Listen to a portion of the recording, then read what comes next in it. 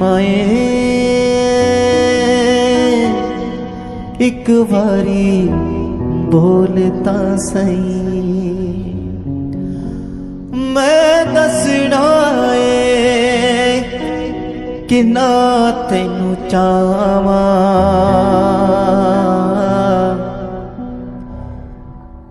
नी अखियां खोलता सही